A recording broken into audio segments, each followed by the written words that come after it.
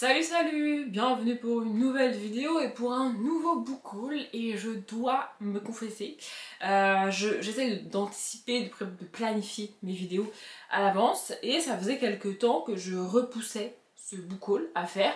En mode, j'ai pas assez de livres à présenter en book haul, ça sert à rien, ça sert à rien, ça sert à rien. Et là, encore une fois, je vois le book haul écrit dans mon planning de vidéo et je me dis bon, je vais quand même vérifier, même si a priori je vais devoir trouver une autre idée pour aujourd'hui précisément, parce que j'ai pas de quoi faire un book haul. Bah, j'ai sorti les livres et non seulement j'ai de quoi faire un book haul, mais en plus j'aurais dû le faire avant, hein, parce que là on est sur une quantité de livres astronomique, vous vous en êtes peut-être rendu compte avant même de cliquer sur la vidéo avec la longueur de la vidéo. Après je sais que les vidéos longues, particulièrement pour les book hauls, ça vous dérange pas. Moi-même ça me dérange pas. Mais ouais, là vraiment on est sur une quantité de livres astronomique, et en même temps c'est pas étonnant parce que le dernier book haul que j'ai fait est sorti fin juillet, ça veut dire que moi je l'ai tourné au moins 15 jours avant, vous voyez. Et là on est au moment où je filme, on est quasiment, ouais, on est début octobre au moment où je filme. Pour vous on est mi-octobre, donc il n'y a pas tant d'écart que ça, mais on est sur la période du début du pumpkin où j'achète énormément de livres pour le pumpkin. Et il y a une autre thématique qui se rajoute ici qui au final revient quand même assez souvent sur ma chaîne, c'est Noël. C'est-à-dire que quand je fais les commandes pour le pumpkin, je rajoute quelques livres à thématique Noël. En fait, j'essaye de plus en plus maintenant d'anticiper les challenges. Je sais que le pumpkin va arriver, j'achète énormément de livres pour le pumpkin parce que j'adore le pumpkin, mais ça marche aussi pour le cold winter. Je sais qu'il va arriver juste derrière, et j'ai pas énormément de livres à thématique Noël dans ma palle, donc j'essaye d'en acheter 2-3 par-ci, 2-3 par-là, histoire d'avoir le choix au moment où je fais ma palle et pas de me retrouver obligée à mettre telle romance de Noël alors qu'en vrai j'ai pas envie de lire, vous voyez. Donc voilà, j'ai acheté plusieurs livres à thématique Noël. On va commencer avec la première commande qui date donc de fin juillet pour moi. Ah oui, évidemment, et précision, si vous êtes habitué de ma chaîne, vous le savez, mais je ne vous montre pas dans ce book haul les livres que vous avez déjà vus. C'est-à-dire que les livres que j'ai achetés effectivement pour le pumpkin, que j'ai mis dans la palle de septembre, dans la palle d'octobre et que j'ai lu, je vous les remontre pas ici. Il y en a beaucoup quand même. Et pareil, les BD que j'ai eu dans l'unboxing, je ne vais pas vous les remontrer ici parce que vous les avez vus il n'y a pas longtemps. Mais voilà, en gros c'est ça. Et le premier livre de cette commande, c'était justement N'oublie pas mon petit soulier de Gabriel Katz. En vrai, je me suis rendu compte qu'il y avait tout plein d'autres styles de livres que les romances de Noël qui se passent à Noël. Il y a ce genre de livres, il y a parfois du contemporain, alors c'est pas forcément mon truc le contemporain, mais ça peut l'être, en tout cas plus que les romances de Noël. Il y a des enquêtes, des thrillers, des policiers, de la jeunesse, il y a beaucoup de livres qui se passent à Noël. Ce qu'on voit le plus, en tout cas ce que moi j'ai l'impression de voir le plus, c'est les romances de Noël. Mais il n'y a pas que ça, et donc il y a N'oublie pas mon petit soulier de Gabriel Katz. Honnêtement, je sais pas de quoi ça parle. J'ai vu cette édition qui était quand même assez cool. J'aime bien Gabriel Katz, même si j'ai une relation un peu compliquée avec lui parce que j'ai tenté de lire du Gabriel Katz au moment où j'ai perdu mon grand-père, et du coup j'ai mis son livre en pause pendant des mois, peut-être même des années, et j'ai jamais réussi à terminer la saga que j'avais commencé de lui, Le Puits des Mémoires. J'ai pas réussi du coup, mais j'aimerais bien quand même lire à nouveau du Gabriel Katz. Donc quand j'ai vu celui-là, je me suis dit go, et on est sur un truc où tu vois que c'est Noël, parce qu'il y a le Père Noël, mais le livre en lui-même est pas kitsch. Vous voyez? Enfin je sais pas, je le trouve même très très cool. C'est les éditions du Masque, pour vous donner un ordre d'idée. Si vous connaissez les vieilles éditions du Masque, ça n'a rien à voir, évidemment. Et j'ai pas envie de lire le résumé, c'est marqué un petit chef-d'œuvre d'humour et de second degré. Ensuite, j'ai acheté aussi d'autres livres qui n'ont rien à voir ni avec Noël ni avec Halloween. Et en fait, j'étais persuadée de l'avoir déjà lu, mais apparemment, je ne l'ai pas lu. Donc, j'ai acheté J'étais là de Gail Forman. C'est très bizarre parce que sur le dos, en fait, je n'arrive pas à savoir si le livre est abîmé, que la couleur a passé à cause du soleil ou pas. Je pense que oui, parce que le rose derrière est plus flash. Mais en même temps, ça fait pas dégueu, quoi. Je sais pas comment expliquer. Et là, je viens de voir, juste avant de vous montrer, qu'il y avait un petit mot à l'intérieur. Team A. Je sais pas qui c'est Team A, mais écoutez... Voilà, bref, j'aime beaucoup Gail Forman. J'ai lu pas mal de ses livres qui sont des young adultes pour la plupart, avec parfois des thématiques quand même assez compliquées. Et celui-là, je ne l'avais pas lu. Donc je me suis dit que j'allais l'acheter. Est-ce que je vais le lire rapidement ou pas? Je ne sais pas, mais j'ai pas pu m'empêcher de le rajouter à ma commande, quoi. Ensuite, on a 4 livres plutôt à thématique Halloween, pumpkin, mais que j'ai pas calé dans mes pales. Donc, on a les Cracomonstres de Tom Fletcher. En fait, de Tom Fletcher, j'aimerais lire le Noël aux Heures. Il me semble que c'est lui, si je dis pas de bêtises. Et j'y arrive pas. Vraiment, le Noël aux Heures, c'est des livres qui sont introuvables, qui ont été pas énormément édités, j'ai l'impression, en tout cas pas par rapport à la demande qu'il peut y en avoir, qui ne sont plus réédités aujourd'hui et qui sont quasiment introuvables. Donc un petit peu pour me consoler, si j'ose dire, eh bien j'ai pris ce livre-là. Voilà, ça n'a rien à voir avec Noël du coup, mais bienvenue dans le monde mystérieux en dessous de ton lit. Ça a l'air trop cool. Celui-ci je l'avais mis sur la pile en mode ce serait bien que je le mette dans la palle dans une des pales du pumpkin. Mais pour l'instant, je n'ai pas réussi à le mettre ni en septembre ni en octobre. À l'heure où je vous parle, il va falloir que je commence à préparer ma palle du mois de novembre puisque elle va sortir bientôt sur la chaîne et donc moi il faut que je la tourne avant. Donc peut-être que je mettrai lui dans la palle du mois de novembre, je ne sais pas. Ensuite on a un tome 1 d'une saga d'une autrice que au final j'aime bien parce que j'ai adoré sa saga avec la personne qui sent les squelettes des gens. Je dis comme ça, mais vraiment c'est ça. Donc c'est Midnight Texas, tome 1, Simple Mortel, Passez votre chemin de Charlène Harris.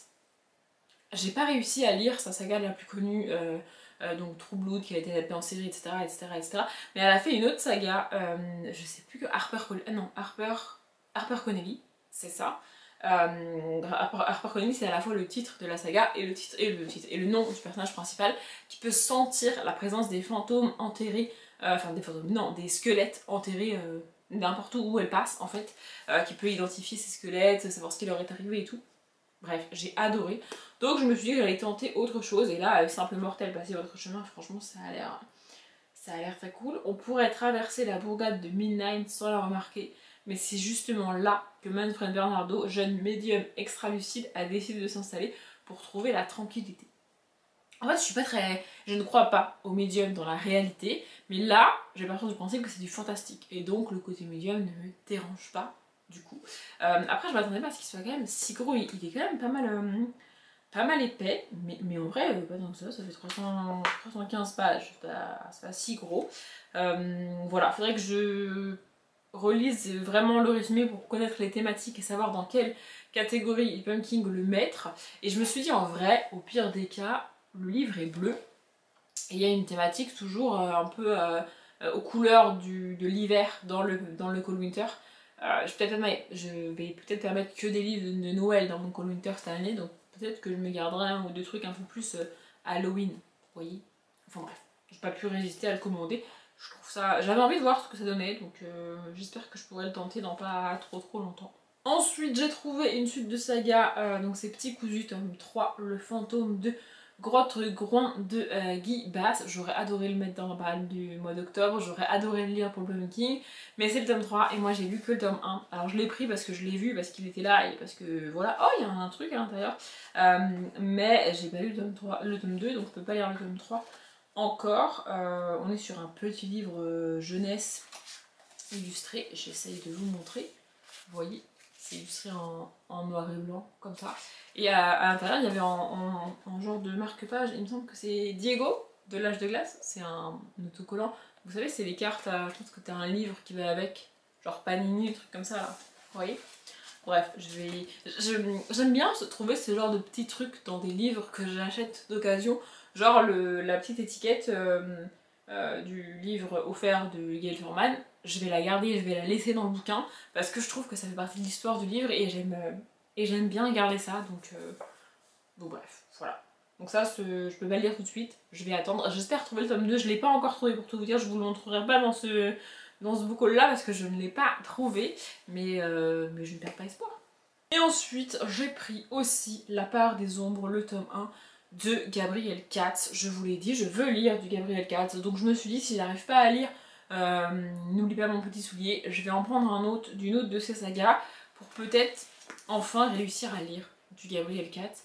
En fait, pendant longtemps, je ne savais plus vers quoi aller, j'ai un peu l'impression que toutes ces séries sont liées et je sais pas par quoi commencer, j'ai pas fini le puits des mémoires et en même temps, bref. Du coup, je me suis juste dit, j'arrête, je vais les prendre saga par saga. Ce tome là est disponible d'occasion, je le prends. En plus il est franchement en excellent état, on dirait que je l'ai acheté neuf alors que pas du tout. Vraiment même les pages sont blanches et tout. Enfin, t'as l'impression qu'il a pas été lu quoi. T'as l'impression qu'il a été trimballé parce que le bas est un peu abîmé, mais pas lu, c'est très bizarre. Bref, je sais pas trop de quoi ça parle, mais voilà. Il était disponible d'occasion, je veux reprendre du Gabriel Katz, je veux lire du Gabriel Katz, donc je l'ai pris. Ensuite on a un livre qui n'est pas spécialement ni thématique Halloween ni thématique Noël. Peut-être que je le mettrai dans la palle du mois de novembre, je ne sais pas, parce que là je viens de relire le résumé, et ça parle quand même beaucoup de musique. Donc c'est Le Club des voleurs de piano, le tome 1, un piano par la fenêtre de Paul Beaupère. Et en gros on va suivre une famille de musiciens qui la nuit volent des instruments de musique en gros aux riches pour les donner aux pauvres. C'est écrit derrière, nous sommes en quelque sorte les Robins des Bois de la musique et ce n'est pas de tout repos, croyez-moi. Et je sais plus s'il y a une catégorie qui parle de musique, etc. Pour le Pumpkin, ça arrive qu'il y en ait une vraiment thématique musique, mais il y en a au moins une qui a un titre de chanson, donc on me dit pourquoi pas. À voir, voilà. Ça fait partie des livres où quand je les commande, je sais pas trop s'ils vont être très courts ou pas, s'ils vont être illustrés ou pas. Sur Gibert, quand je commande, je vois le nombre de pages. Et là, par exemple, il fait 287 pages. Ce qui n'est pas non plus énormissime, et si c'est un livre illustré, bah ça se lit très vite, sauf que c'est pas illustré. Bon, c'est pas très grave, quoi qu'il arrive, je les commande parce que le résumé, la thématique, tout ça me tente. S'il est très illustré, ça veut dire que je vais le lire rapidement parce que je vais pouvoir facilement le caler dans le Pumpkin. S'il l'est pas, il va juste attendre un petit peu plus longtemps, et là c'est le cas. C'est de Paul Beaupère, oui, je vous l'ai dit, je connais pas du tout cet auteur, mais écoutez, on verra bien. Franchement, ça a l'air hyper fun, hyper léger. Et vu les styles des personnages, ça a pas l'air d'être un livre contemporain. On a l'air d'être dans le Paris des années 1900 ou un délire comme ça. Je sais même pas si c'est à Paris. Oui, ça. Les toits de Paris sont magnifiques et magiques. Donc voilà, c'est un genre d'époque que j'aime bien retrouver dans à peu près n'importe quel genre littéraire. Donc on verra. Et ensuite j'ai 3 livres que j'ai mis dans ma case Noël de ma palle. Mais le premier, je ne sais pas pourquoi il est dans la case Noël. Pour tout vous dire, voilà, j'ai essayé d'un petit peu regarder, d'un petit peu rechercher pourquoi je l'avais mis là. Mais je ne sais plus. Bref, c'est Les Vanderbicker, tome 1. On reste ici, de Karina Yann Glaser, je ne sais pas. Alors le livre est très beau, mais il est très fragile. Parce que la couverture n'est pas glacée, elle est vraiment en papier carton, matière carton, il n'y a pas de glaçage dessus, donc c'est encore plus abîmable j'ai l'impression. Et oui, je sais pas pourquoi je l'ai mis dans la catégorie, dans la case Noël, alors que on va suivre des enfants qui vivent avec leurs parents, un chien, un chat, un lapin, et un jour leur père rentre et leur demande s'ils veulent la bonne ou la mauvaise nouvelle d'abord. Et on sait pas ce que c'est la bonne ou la mauvaise nouvelle. Moi j'ai lu un petit peu le début, donc je sais c'est quoi la mauvaise nouvelle, on l'apprend dès le début. Mais en fait d'ailleurs on n'a pas vraiment un résumé, on nous dit pas c'est quoi cette nouvelle, on nous donne les premiers paragraphes du bouquin. Et c'est ça qui fait le résumé. Mais je sais pas pourquoi j'ai mis dans la catégorie Noël. Peut-être parce que je pense que j'ai forcément vu quelque part que ça se passait en décembre, en hiver, avec de la neige. Ah bah voilà pourquoi je l'ai mis au moment de Noël. Ça commence le vendredi 20 décembre. Donc effectivement je pense que je vais le mettre dans ma palle du Cold Winter, même si ça va faire 2 livres à commencer, un le 19, un le 20 décembre. Ça risque d'être un peu compliqué de tout gérer en même temps, mais voilà. Du coup, je sais pourquoi je l'ai mis dans cette case-là de ma palle, parce que ma palle est rangée un petit peu par thématique maintenant. Avant, je la rangeais par ordre d'apparition dans ma palle des livres. Et donc, ça finit le 25 décembre. Je regardais. Et donc, maintenant, je la classe par genre, par thématique. Et donc, la dernière partie, c'est le mardi 25 décembre. Le mercredi 25 décembre? C'est dommage, parce que c'était l'année dernière, le mercredi, non? C'est ça, mercredi 25 décembre. Écoutez, bref, en tout cas, voilà, à lire entre le 20 et le 25 décembre, ça me paraît pas mal. Ensuite, j'ai pris une romance de Noël. Alors, je suis pas fan des romances de Noël, vraiment, vous le savez si vous me suivez, c'est pas du tout mon truc. Je suis même pas sûre d'avoir réussi à lire en tant que telle jusqu'au bout une romance de Noël. Mais j'en ai acheté une d'autrice que j'aime beaucoup. Bon, même si le dernier livre avec elle est pas passé, mais Bref, j'adore ces autrices, j'ai lu beaucoup de leurs romances. Donc je l'ai vu, je me suis dit, je vais la tenter. C'est Un Noël sans fin de Christina Loren. Voilà, je connais pas le résumé, c'est Christina Loren, j'ai envie de lire ça, on verra bien. Un vœu de Noël, 2 frères et une vie entière pleine d'espoir et de recommencement sans fin. Voilà, et en dessous c'est marqué une lecture digne des meilleures comédies romantiques qui vous fera croire au pouvoir des vœux et de la magie de Noël. Et bien cette phrase résume à elle seule ce que je n'aime pas dans les romances de Noël. Mais écoutez, parce que c'est Christina Loren, je l'ai acheté, parce que c'est Christina Loren, je vais la tenter. Est-ce que je la tendrai cette année ou l'année prochaine? Ça, je sais pas encore. Et enfin, dans cette commande, j'ai pris un petit livre jeunesse de Noël. Donc c'est 13 Martin à Noël de Sophie Marvaux. Voilà, l'année dernière j'ai lu beaucoup de petits livres jeunesse comme ça tout le mois de décembre et franchement j'ai adoré faire ça au mois de décembre. Les romances de Noël, vraiment c'est pas mon truc, j'en retente chaque année une ou deux, mais je vais me concentrer vraiment sur les thrillers policiers de Noël et la jeunesse à Noël parce que franchement j'avais adoré. Donc là, 13 Martin de Noël, je ne sais pas si ça commence 13 jours avant Noël. Ah, il n'y a pas de date dans celui-là. Je crois que je vois. Après, celui-là, je peux le lire peut-être début décembre parce que je pourrais pas tout commencer autour du 20 décembre. À un moment donné, entre le 20 et le 25 décembre, je vais pas pouvoir tout lire ma page du mois de décembre. Ça va pas être possible, ça va pas rentrer. Bref, un matin, Sébastien Martin reçoit une étrange invitation. Une certaine Madame de Bellevue les convie, sa famille et lui, à venir réveillonner dans son château. Une fois sur place, il découvre avec stupeur qu'ils ne sont pas les seuls. En fait, 13 familles de Sébastien Martin sont réunies et aucune trace de leur mystérieuse hôte. Joy, Tristan et Sophia, leurs enfants, sont bien décidés à tirer cette affaire au clair. Oh, ça a l'air fun. Vous voyez, ça se passe le jour du réveillon. Je vais pas pouvoir tout lire le jour du réveillon, parce que moi je réveille le jour du réveillon, vous dites, voilà. Mais bon, je pense que je lirai ça début décembre. Et l'année dernière, j'avais mieux vécu cette période de tout le monde parle de Noël, tout le monde est à fond sur Noël.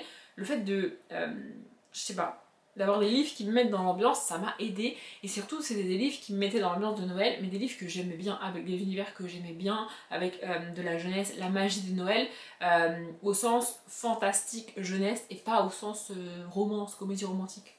Vous voyez, c'est pas la même genre de magie de Noël, et il y en a une que j'aime pas et une que j'aime bien. Donc, écoutez. Bref, celui-là, c'est quasi sûr que je vais lire cette année. Ensuite, je vais vous montrer mon seul achat du mois d'août. Je ne sais plus trop quand, je ne sais plus trop où, mais à un moment donné ou à un autre, au mois d'août, on a été dans une Fnac ou un Cultura pour acheter des Unlock avec monsieur, que je vous ai montré en vlog à chaque fois. Et on a été dans une de ces sorties, à Cultura ou à la Fnac, je ne sais plus. Je me suis pris ce livre-là, j'adorerais le mettre dans la page du mois de novembre parce que franchement, j'ai trop envie de le lire. Mais je sais pas si je vais réussir. Donc c'est L'héritier des Draconis, tome 1, Draconia, de Karina Rosenfeld. De 1, je veux découvrir l'autrice. De 2, le titre et l'ambiance du livre, ça a l'air trop cool. Et puis alors l'objet du livre est absolument magnifique. Regardez-moi cette maison. Non mais elle est trop belle. J'adore. Vraiment, j'adore. Le monde de Draconia, un royaume merveilleux à plusieurs années-lumière de la Terre, sous le règne d'un tyran au pouvoir maléfique. La série draconique, phénomène plusieurs fois primé. Je vous ai déjà lu ces trucs-là écrits dessus en vlog, je pense, mais vraiment j'adore, ça a l'air trop cool. Bien, ça a l'air trop beau. Faut absolument que je réussisse à les caler dans la page du mois de novembre. Le problème, c'est que j'ai des vieux livres que je vous ai montrés ont beaucoup de check-in que j'aimerais aussi mettre dans cette page du mois de novembre et qu'à un moment donné, le mois de novembre n'est pas extensible. Donc, j'espère vraiment. Ensuite, on passe à septembre. En septembre, vu la pile que j'ai à vous montrer, on pourrait croire que j'ai été raisonnable. C'est pas le cas, c'est juste que pas mal des livres que j'ai achetés en septembre, je les ai déjà lus. Mais il en reste quand même. Le premier, je vous l'ai montré en vlog et j'en ai pas mal parlé en vlog parce que j'ai été très touchée par ce cadeau. Du coup, c'est Rhapsodie balkanique de Maria Kasimova-Moisset, qui est une autrice bulgare. C'est une de mes collègues qui me l'a offert pour mon anniversaire. Et donc ça parle d'une jeune bulgare. Je sais pas si c'est en partie autobiographique ou pas pour l'autrice, mais en gros ça parle d'une jeune bulgare qui va tomber amoureuse d'un homme qui n'a pas la même culture, la même religion qu'elle, et qui va donc devoir un peu tout quitter, sa famille, etc. par amour pour cet homme. Elle va choisir de faire ça, évidemment, et voilà, c'est ça qu'on suit dans ce livre-là, d'après ce que j'ai compris. voilà, ça a l'air très touchant. À voir comment c'est raconté, à voir si c'est pas trop lent pour moi. Pareil, j'ai dit en vlog que j'aimerais bien le lire rapidement, mais comme je suis en plein pumpkin et je peux pas... J'ai pas pu le rajouter à ma palle de septembre ou à ma palle d'octobre. Ma palle de novembre, bon bah ça va devenir compliqué à un moment donné, je peux pas pouvoir tout mettre dans cette palle de novembre. Et je suis pas sûre de pouvoir caler ça dans le Cold Winter. Et après, bah, à la fin de tout ça, on va arriver au mois de février. Ça fera 6 mois que je l'ai et je l'aurai toujours pas lu. Vous voyez, donc je sais pas quand est-ce que je vais lire ce livre, mais ou alors peut-être que je le mettrai dans une palle de saison, du coup. À voir, à voir. Et je crois que ce que je vais vous montrer maintenant, c'est un espèce de mix de 2 commandes différentes que j'ai fait dans le courant du mois de septembre. Mais je sais plus qu'est-ce qu'il y a dans la première, qu'est-ce qu'il y a dans la deuxième, et ça n'a pas grande importance. Quoi qu'il arrive, c'est que des livres que j'ai achetés d'occasion sur Gibert. Voilà, en premier, on a Les Aventures d'Alwyn et Léna, tome 2, La Forêt Sortilège de Estelle Faye et Nancy Peña. Voilà, il est en grand format. Voilà, j'ai lu le tome 1 il n'y a pas très enfin, je pense qu'il y a pas loin d'un an au final. Je pense que j'ai dû lire le tome 1 au mois de février de l'année dernière. Et du coup, bah, je voulais le tome 2. L'idée, lui, c'est de le caler plutôt dans le Cold Winter que dans la palle du mois de novembre. Après, si j'ai besoin de petits livres jeunesse qui se lisent rapidement pour un peu équilibrer ma palle du mois de novembre, peut-être que je le mettrai dans la palle du mois de novembre. Mais à voir. À voir. En tout cas, j'avais adoré le tome 1 qui est Les Guerriers de Glace. J'avais adoré le traitement de la thématique. On est sur une thématique et sur un résumé vu et revu pour le tome 1, mais traité par Estelle Faye, c'était juste génial. J'ai découvert cette autrice cette année et franchement, j'adore. Donc j'ai pas mal hâte de lire ce tome 2. Et pour tout vous dire, je me suis plantée.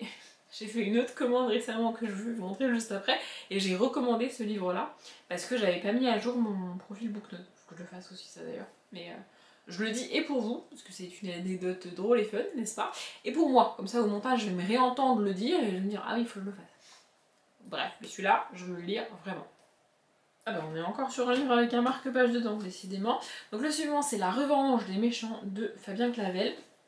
Lui, je l'ai pris surtout pour l'auteur, parce que c'est un auteur que je crois n'avoir jamais lu. Et en même temps, la thématique me tente plutôt bien. J'aime pas trop tout ce qui est réécriture des Disney, genre les Hachette, la collection Disney Hachette, là, vous voyez ce que je veux dire là. Ça, c'est pas trop mon truc. Mais là, je sais pas, ça me tente plus la revanche des méchants Disney. Je sais pas, c'est à peu près ça, je pense. Lizzie a un problème H&M. Enfin non, son premier problème c'est qu'elle ne maîtrise pas ses crises de colère. Mais H&M arrive en seconde position, il passe son temps à la faire sortir de ses gonds. Ah, et elle a un autre problème aussi, ses poils repoussent à une vitesse vertigineuse. Bref, ça fait beaucoup de problèmes pour une ado qui veut juste être normale. Alors quand Lizzie découvre une annonce permettant aux gens comme elle de les aider, elle n'hésite pas à se rendre à l'adresse indiquée. J'ai pas tout compris. Et la situation dérape carrément lorsque les clones de Prince Charmant se mettent à la pourchasser. Bon bref, ça a l'air un petit peu déjanté, un petit peu chelou, mais je me suis dit que ça me tentait bien. Pareil, quand je l'ai reçu, force a été de constater qu'on est sur un gros livre, pas du tout illustré. C'est pour ça que je ne l'ai pas calé dans le pumpkin, mais ça, peut-être pour le côté un peu réécriture de conte, je vais pouvoir peut-être le caler à nouveau dans le Cold Winter. On est sur 280 pages. Pas si terrible, mais il y a toujours en général dans le Cold Winter une catégorie réécriture de contes, ce genre de choses, et que j'ai pas forcément dans ma palle parce que c'est pas ce que j'aime, donc je pourrais dégainer celui-ci. Et comme je vous disais, j'ai vu qu'il y avait un marque-page dans celui-là. Ça je les récupère, je les laisse pas dans les livres, je les garde, et puis voilà, ça me fait un marque-page de plus. Il est marqué « Il était une forme », je pense que c'est un truc d'exposition. Écoutez, pourquoi pas. Je m'en servirai pour ce livre-là, puis après je le garderai, le marque-page. Ensuite, j'avais trop hâte de lire celui-ci, et en fait, j'ai dû ne pas le mettre dans le pumpkin, j'ai dû le garder pour le Cold Winter. C'est Apollodore et les 3 fantômes de Frédéric Chevaux, illustré par Gabriel Berger. Il est trop beau. Il est magnifique. Regardez. Et alors vous vous demandez peut-être pourquoi je ne l'ai pas calé dans le pumpkin. Eh bien, je ne l'ai pas calé dans le pumpkin parce que c'est marqué Paris, 31 décembre 1929. Du coup, je me suis dit, pop, j'ai plein de fantômes, plein de livres des fantômes pour le pumpkin. Celui-ci, on va le garder pour le Cold Winter. J'ai trop hâte. franchement j'ai trop hâte. Et c'est illustré, j'ai envie de vous dire, évidemment. Mais c'est magnifique, vraiment le livre est magnifique. Regardez. Le cimetière derrière. Ouais, je sais, je vous remonte, mais j'adore, je suis revenue. Et après ça, j'ai rajouté à tous ces commandes, je ne sais plus, des suites de saga jeunesse. Pareil, j'aurais bien aimé les cahiers dans le Pumpkin, vous connaissez la chanson, bref. Donc j'ai pris les enquêtes d'Alfred et Agatha, tome 2. Qu'est-il arrivé à Snooty Jones? C'est de Anna Campoy, pardon. Et j'ai pris aussi le tome 3, l'extraordinaire invention du docteur Sorensen. Parce que j'ai adoré le tome 1. Ils étaient disponibles pas trop cher d'occasion, donc je me suis dit allons-y, let's go. Et franchement j'adore ce genre de petits livres jeunesse. Là je sais pas si vous voyez réellement la différence de couleur entre les deux, mais ils sont pas de la même couleur. Enfin bref, je suis fan. Là derrière on voit les 4 premiers tomes. Et donc on suit Alfred et Agatha à Londres quand ils ont 11 ans. Dans la réalité c'est pas vraiment le cas puisqu'ils ont 9 ans d'écart, mais dans cette série là ils ont le même âge à peu près. Et ils se rencontrent au début du tome 1 et ils mènent une enquête dans le tome 1 ensemble. Et donc je pense qu'en gros on a une enquête par tome. Et franchement j'ai adoré le tome 1, donc j'ai hâte de continuer cette série. J'ai aussi pris Wonder Park tome 3 Cyclos 2 Fabrice Collin. Lui pour le coup j'ai un peu moins hâte de continuer la série, je suis un peu moins fan de cette saga, mais je la continue quand même. Voilà, du coup j'ai pris le tome 3, quand est-ce que je le lirai je ne sais pas, là c'est pas une priorité, franchement c'est pas du tout une priorité d'avancer dans cette saga précisément et de lire ce tome 3. J'ai commencé plein de sagas au mois de septembre que je vais prioriser par rapport à celle-ci, c'est aussi illustré comme ça, mais voilà, je l'ai vu d'occasion donc je l'ai pris comme ça, je l'aurai. Et j'ai aussi pris Harper et le cirque des rêves de série Burnell et illustré par Laura Ellen Anderson. Donc c'est le tome 2 de Harper et le parapluie rouge, je savais même pas qu'il y avait un tome 2. Mais voilà, quand j'ai découvert qu'il existait, je l'ai pris. Attention les yeux, ça va faire des reflets. Je sais même pas, je pense que vous voyez même à travers. Ça fait beaucoup de reflets. Et donc il y a une jaquette que je vais enlever parce que on est sur le genre de jaquette que je ne comprends pas. Pourquoi faire une jaquette en plus si la couverture c'est la même si tu enlèves la jaquette? La seule différence c'est qu'à l'arrière, sans jaquette, on n'a pas le résumé. Et ça brille beaucoup moins. Mais vraiment, j'ai du mal avec ce genre de jaquette. Mais écoutez, bref. J'ai beaucoup aimé le tome 1 et du coup, j'étais agréablement surprise de découvrir qu'un tome 2 existait. C'est pareil, c'est illustré comme ça à l'intérieur. Et en fait, lui, j'avais pas du tout prévu dans un coin de ma tête. En fait, je m'étais jamais dit qu'il faudrait que je lise à un moment donné ou un autre tome 2 puisque je ne savais pas qu'il existait. Donc je sais pas comment vous dire, mais dans ma tête, c'est un peu... Il faut que je l'intègre dans ma tête pour pouvoir penser à le lire. Je sais pas si c'était très clair ce que je dis, mais en tout cas, je vais le lire un jour. Et dans le courant du mois de septembre, j'ai aussi commandé des BD pour faire ma palle de BD pour le Pumpkin au global que je vous ai montré en vlog. Et évidemment, j'ai commandé plus de BD que nécessaire, sinon c'est pas drôle. Mais ça va, j'ai été quand même assez raisonnable, il y en a que 2 que j'ai pas mis dans le Pumpkin au final. La première, c'est Cecilia Von Helsing, tome 1, l'affaire du voleur de goûter de Giulio A. Serrano. Voilà, et là ça fait vraiment comme si c'était un cahier, déjà parce que les bords sont arrondis, je sais pas si vous le voyez, mais là c'est arrondi, et aussi parce que c'est pas dur, la couverture est totalement souple comme un livre, et est resté en mode de carton, comme le livre que je vous ai montré tout à l'heure. Il n'y a pas de glaçage dessus, c'est pas lisse, c'est vraiment en carton. Tel point que du coup, en enlevant l'étiquette j'ai déchiré un peu derrière parce que vu que c'est du carton, ça se déchire. Du coup, j'ai vraiment l'impression d'avoir un cahier d'école dans les mains. Mais non, c'est bien une BD. Voilà.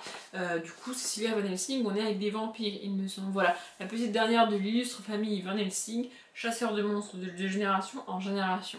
Toutefois, elle est aussi à l'aise attrapant ses bestioles que de faire du tricot avec ses oreilles. Je comprends rien. Pourquoi il y a des phrases comme ça, je comprends pas. Vraiment, en les lisant, je les comprends pas. Et au montage, quand je m'écoute la dire, je trouve ça logique. Mais bref. J'ai vu Van Helsing, je me suis dit vampire, je me suis dit let's go. Et au final, j'ai pas réussi à le caler dans le Pumpkin, mais c'est pas très grave. Et la deuxième, c'est beaucoup plus mignon, beaucoup plus cocooning, je pense, puisque c'est Les Sœurs Moustaches, tome 1, la balade de Maille de Miss Patty. Ça a l'air trop chou. Je m'étais dit pour le côté cocooning d'automne, ça pourrait le faire, mais au final, je l'ai pas calé dedans. Mais Mais voilà, on n'a pas de résumé derrière comme vous pouvez le voir, donc je sais pas trop de quoi ça parle. On a ça sur la première page et je vais vous montrer une planche. Oh là là, c'est si mignon. Non mais regardez, c'est pas trop chou. Bref, ça a l'air trop chou. Je sais pas trop de quoi ça parle du coup, je sais pas si je vais le lire bientôt ou pas. En fait, je sais pas si dans le Cold Winter, je ferai comme dans le Pumpkin et je mettrai des graphiques aussi ou pas, mais peut-être. En tout cas, voilà, j'ai farfouillé un petit peu sur des suites de saga que je voulais en graphique que j'ai mis dans le Pumpkin et j'ai farfouillé pour avoir d'autres graphiques et pouvoir un peu choisir ce que je voulais mettre en telle ou telle catégorie. Et bon, du coup, j'en ai commandé un peu trop parce que je peux plus m'en empêcher. Mais je vais les lire un jour, franchement, ça a l'air trop mignon. Et on passe enfin à la toute dernière commande que j'ai fait là début octobre et dans laquelle j'ai commandé principalement des suites de sagas. C'est des livres que j'ai lus, en fait j'ai des sagas pour lesquelles j'ai lu le tome 1 en septembre et du coup là j'ai commandé la suite pour au moins les avoir dans la palle, les penser, et pouvoir les mettre dans les challenges si je veux. Parce que si j'ai pas les livres, je peux pas mettre les livres dans les challenges. Vous voyez. Bref, donc j'ai pris d'abord Amandine Malabule, tome 2, La sorcière ensorcelée de Jill Murphy. Voilà, j'ai lu le tome 1 qui est La sorcière maladroite au mois de septembre et j'ai beaucoup aimé cette ambiance d'académie un peu à la Harry Potter, mais ça fait aussi un peu académie comme dans Mercredi, la série. Vous voyez, on a des petites illustrations comme ça et on en a des plus grandes, je vais vous montrer. Voilà, des comme ça aussi.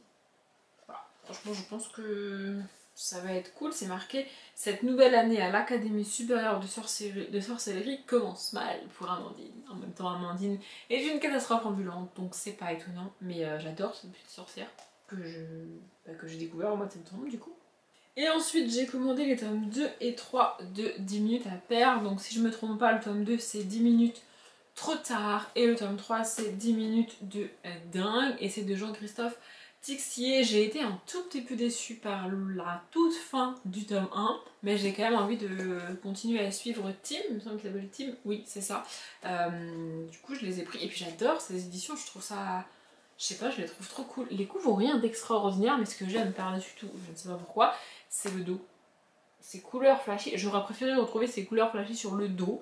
Donc ce que j'aime par-dessus c'est la 4e de couverture, pardon. Et j'aurais bien aimé que le jaune soit, que le dos, donc ça là, ce soit tout jaune, mais c'est pas le cas. Et écoutez, c'est pas très grave. Enfin bref, voilà. Au début je voulais juste le tome 2, et puis comme j'ai trouvé les tomes 2 et 3 à un prix raisonnable, et bien j'ai commandé les deux. J'étais très contente de trouver d'occasion le tome 2 de Magic Perry, donc une rentrée mouvementée de Fabienne Blanchu et Ariane Delrieux. Celui-ci, l'idéal ça aurait été de le lire en septembre puisqu'on parle d'une rentrée scolaire, mais bon, peut-être que je vais le caler en novembre, je ne sais pas. En fait j'étais surprise de le trouver d'occasion celui-là parce que quand j'ai commandé le tome 1 neuf, il n'était même pas disponible, c'est-à-dire que le site sur lequel je l'ai commandé a dû le commander chez l'éditeur pour que j'ai mon livre, vous voyez. Mais bref, je suis très contente de l'avoir trouvé. Donc dans cette saga, on suit une jeune sorcière qui vit dans une famille de sorcières. Vraiment, c'est de la fantaisie parce qu'ils sont dans leur monde de sorciers à eux. Et c'est un peu une sorcière rebelle qui veut pas respecter les traditions barbares selon elle. Et on a des illustrations absolument magnifiques. Vraiment, je suis fan. Donc je voulais absolument continuer cette saga. Et ça fera un petit livre, si j'arrive à le caler pour le mois de novembre, ça serait pas mal. Ensuite, j'ai pris Alice le Risque, Super Exploratrice, tome 2, donc Mission Antarctique, de Jennifer Bell et Alice Likens, et illustré par Pauline Duhamel. Et là, on va clairement, vu la thématique, Antarctique, neige, froid, vous savez dans quel challenge ça va finir, a priori. Hein, voilà, j'ai encore les étiquettes derrière parce que j'ai pas mis à jour mon carnet. Et donc comme ça, une fois que je rangerai la pile qui est actuellement à côté de moi par terre, tous les livres qui ont des étiquettes, ça veut dire que j'ai pas mis à jour mon carnet. Écoutez, bref. C'est pareil, c'est illustré. Comme le... Je sais plus si le tome 1 a été illustré.